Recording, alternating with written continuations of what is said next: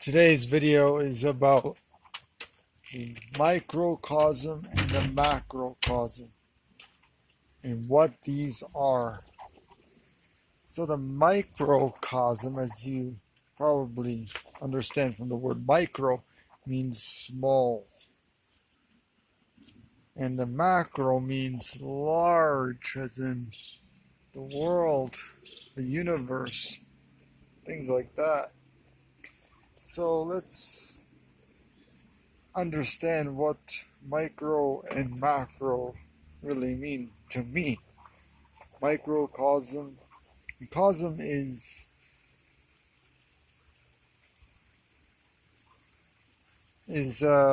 another word for universe. Uni meaning one. And so micro and macro, or microcosm and macrocosm, is basically just means that it's basically all rolled into one. It's all one because universe means all one. So when we see this leaf on this tree, I'm going to try and get a good view here. When you see this leaf on a tree, you see the microcosm. But cosm meaning universe, meaning all one. So this is basically all this. Because without this leaf, you don't have any of this stuff. Now, of course, the one leaf dies eventually, falls off, and then another one takes the place. Just like us humans, we vanish maybe into the next life. Maybe there is no next life, who knows? But in any case, we are gone to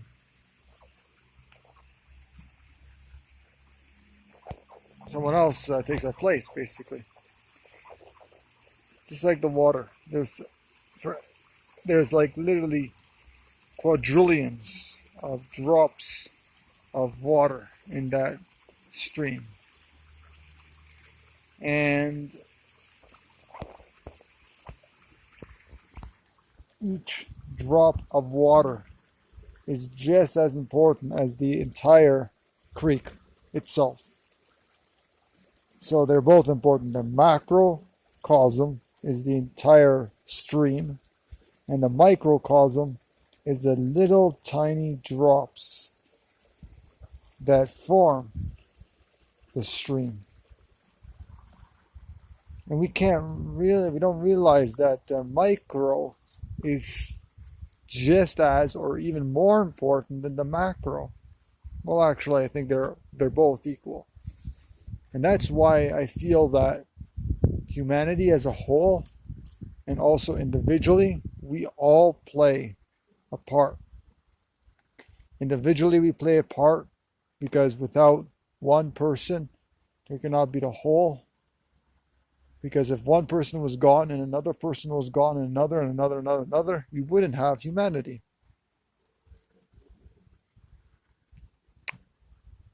Just like I like to say that on a beach you have individual sand, pebble, a grain of sand, which is basically supposedly rock, or used to be rock, and or mountain for that matter. And now it's a little grain of sand. And without that one little grain of sand and another one and another one. And that is why humans are so important when it comes to, do I make a difference in this world? And whatever we send out into the universe, we do make a difference. And that is so vital the action that we are causing today, either negative or positive, are making does have an effect, and our actions can either make a positive or negative effect on this earth and to each other, and of course to the entire animal kingdom. And so when we see this little fruit here, this citrus fruit, we understand that there is everything is in there. Everything is in there. The sun, the rain, the soil, the storms, the humans that it took to create this, if it was planted by a human, or whoever and whatever took to create this magnificent fruit.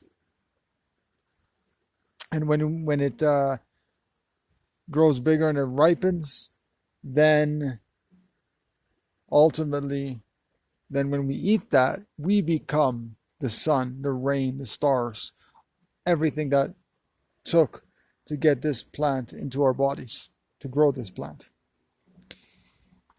And so we become all that. What is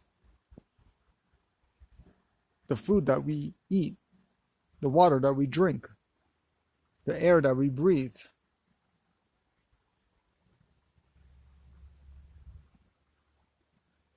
And the microcosm is the macrocosm and vice versa. And the clouds are the trees and the leaves, and the leaves are the dog, and the dog is the grass, is the human, is the caterpillar. We're all ultimately intertwined and interconnected. This is so fascinating when we actually not only understand this, but really deeply meditate on it and understand that, wow, this whole entire universe, like, I am God.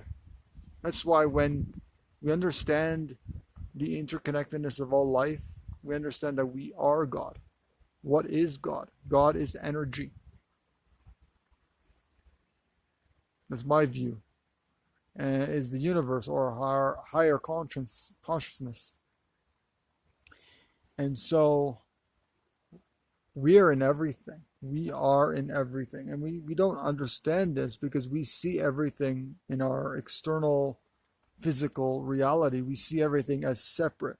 We see a tree, that tree as separate from that tree, and that tree separate from the dogs that are in that house, separate from me, separate from this flower, etc., etc. This fence is separate from everything. And so we see separateness, and we then feel, because we're so materialistic, we feel everything is separate. And we live in a separatistical world. We don't see ourselves as interconnected. Though in our physical reality, we are separate to a degree. We are all interconnected. We all depend on one another, and we are interconnected. When we eat a living being, for example, we literally incorporate that being into our soul. Soul is our energy. Everything within us is the soul. And thus, when we consume the animal, we consume everything about that animal. When we consume their secretions, maybe dairy, eggs, honey, what have you, we consume whatever emotions, whatever energy is in those foods. The more tortured the animals are, the more horrible energy is going into our bodies. Of course, even if the animals are treated well and so-called humane or whatever,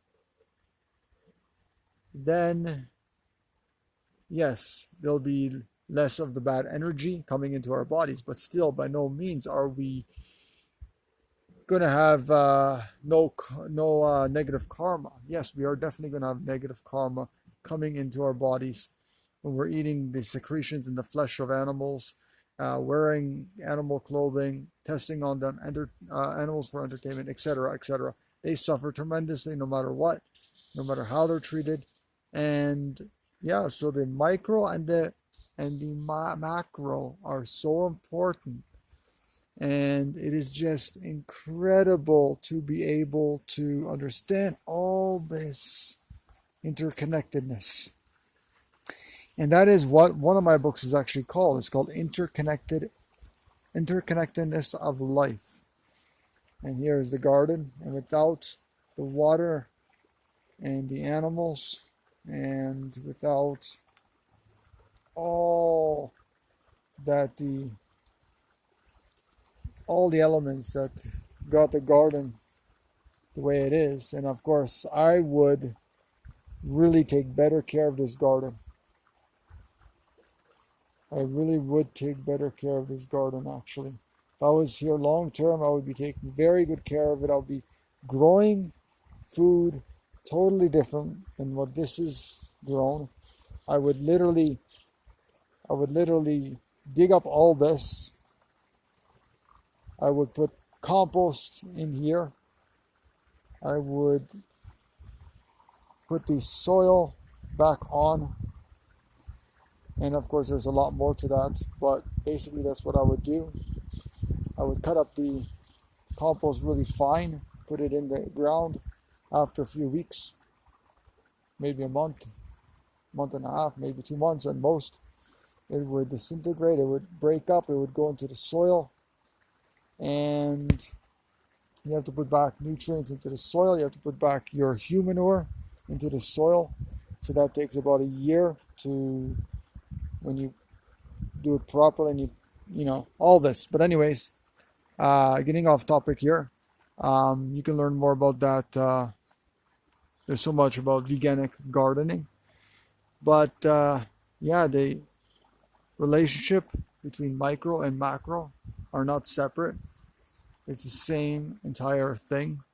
It's just basically zooming in with a camera, zooming in with our eyes and focusing on the microcosm and in the macrocosm. We're not separate. We're all one universe, all rolled into one. Thank you for joining me. I'm Michael Landfield. We are interconnected.com.